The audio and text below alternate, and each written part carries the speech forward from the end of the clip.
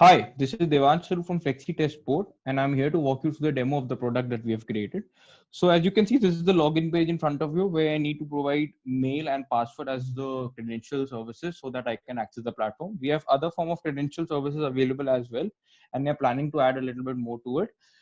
These services are UPort, IDEN3, and 3works, which provides a more secure onboarding platform for a user. Now, as soon as I click on the sign in button, I am redirected to the patient dashboard, which shows us various patient details like the decentralized ID, name, address, phone, and the most important COVID-19 status, which shows as of right now that it is not tested, that the user is not tested, and it is marked red as of right now. So we are going to use the telehealth services provided by the platform so as to continue with the remote COVID-19 testing procedure under the supervision of an able doctor. Now, this telehealth consultation form requires certain credentials that to be typed in by the user, which have already been provided to the user by the platform itself. It also needs a URL of any form of video conferencing platform so that the test can be done under the supervision of a doctor. So as soon as I click on submit, the platform itself generates a IPFS hash and also upload some of the data onto the IPFS backend. Now this hash is uploaded to a Ethereum blockchain. The details of the hash, I'll just show you the details.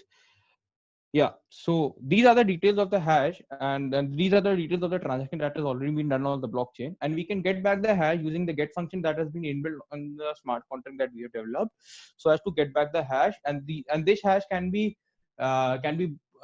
given to the required, can be taken back by the required by the party that has the required credentials. Now this hash can again be used so as to retrieve the data from an IPFS backend, which provides a more secure and a better transfer of data than any other conventional form of data transfer mechanisms. Hi, John. How are your symptoms? The symptoms are improving, but I've been out of work for about 10 days. Let's make sure that you don't have COVID. That's the reason I've sent you the test. Have you received it? Yes, doctor, I've gone through the instructions. Okay, let me walk you through the test. Let's get the test done and see what's going on in a few minutes. Hi, John. I have your results. It seems that you had the infection, but the good news is that you can go back to work. How would my workplace know about this, doctor? John, the application we have is a very secure and privacy protected application. You can let them know once I certify your results, you can let them know that you are fit to return to work. And no other details, right? They'll not receive any other information of yours. Thanks. So the test had already been executed under the able guidance of a doctor through a remote location, and then the doctor can proceed to the results tab. Now, as soon as the doctor results goes to the result tab, there he needs to upload the result of a patient. I'll just try to upload a dummy result as of right now. Now, as soon as the doctor uploads and sends his result to the patient, the doctor needs to fill certain fields which are required by the platform. These are the test kit ID, specimen number, collected data, reported data and time, and the most important IgG value, which helps in determination if an individual is COVID positive or negative. So as soon as we click on the submit button, the data goes back to the patient dashboard. Now on the patient dashboard, we can see that the COVID-19 status, which was earlier red, now shows tested and is already green, and the result of the test shows that the person is COVID negative, and hence he has nothing to worry about. There are certain metadata also available for the patient, which I can show you as of right now. I'll just click on it. Yeah. So this is the data that the doctor uploaded on his side, and this data is crucially very important for a person's individual identity. So another important functionality that we added onto the platform was that any third-party employer can come on board the platform and use the DID generated by the platform or used by the platform itself, so as to check if an individual in his or her organization is COVID positive or negative without compromising the integrity of the data of an individual. So, for example, I'll use the DID that we've been generated in the previous example and use it to show you the proof of concept.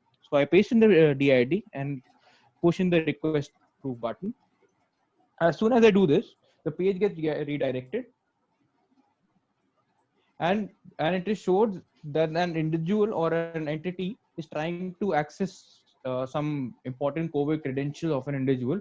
So I'll just grant them the request to access my test results without them actually knowing whose test result they are actually accessing. So this helps us in the data integrity process of it, and all of it is done by the help of zero knowledge proof that we developed in house. So we as a team were more inclined and motivated towards building a privacy centric platform for our users.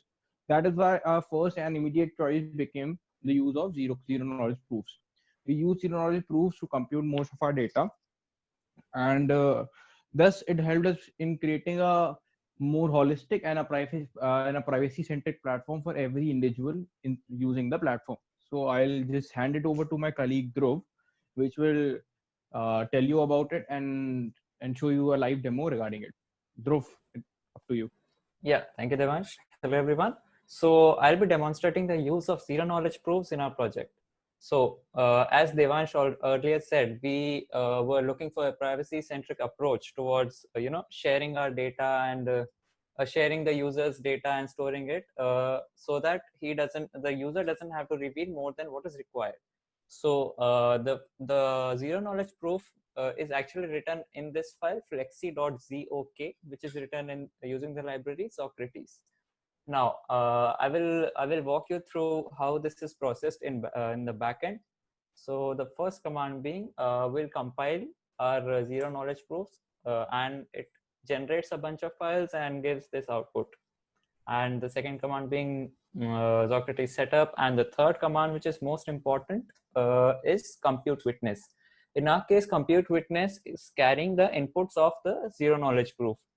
So these three digits, 0, 1, 0 in our case, carry a meaning of their own. The first digit, which is 0, means the number of COVID-19 tests that the user has gone through in the past.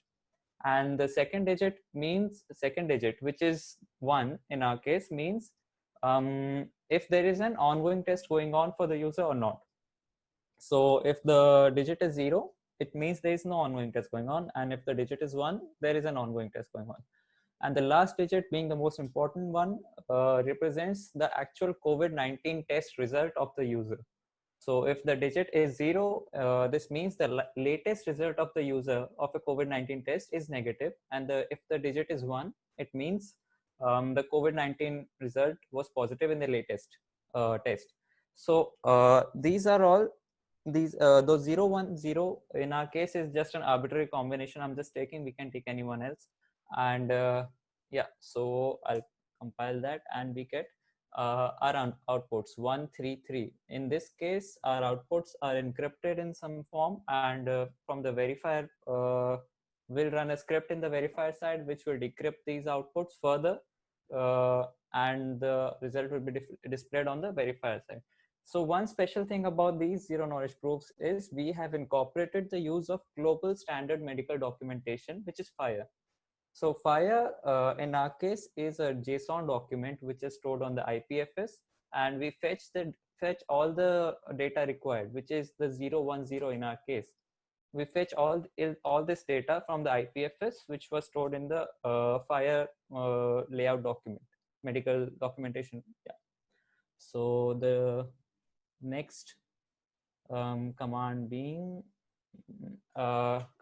we have compiled it. We just need to generate proof, then export verify. Yeah, we generated the proof. This is the inputs value which is generated, which is actually what we are using on the verifier side, and the last command being export verifier. Got it. So these are all the steps required in the zero knowledge proof, and as you can see here, we have a bunch of files generated over here, and the most important being the proof.json file. If I open this file, you can see these are the outputs which will be sent to the verifier side of the platform. These are encrypted in some form and will be decrypted from the verifier side. And one of these files, this is the solidity code which is generated.